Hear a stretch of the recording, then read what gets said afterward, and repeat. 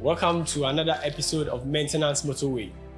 In this episode, we will talk about knowing your recommended tire pressures.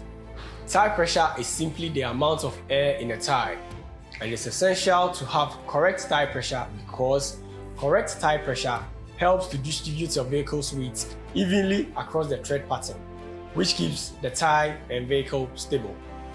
On many vehicles, the tire placard is permanently attached to the rear face of the driver's door jamb.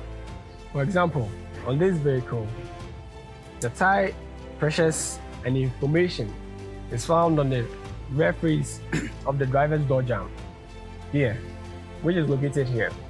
This is where you find all your tire information regarding the tire pressures or your full tire pressure information, as well as your spare tires. This provides tire information such as tire size and cold inflation pressure, including spare tires. You can also refer to the vehicle's owner's manual that came with your vehicle for the required tire pressures, or look it up on Google from a site that has all the reliable information for your car. Okay everyone, that's all for today. In our next episode, we will talk about the dangers of incorrect tire pressures, low and high. Thanks for watching. Remember, don't drink and drive, don't text and drive, and always practice defensive driving.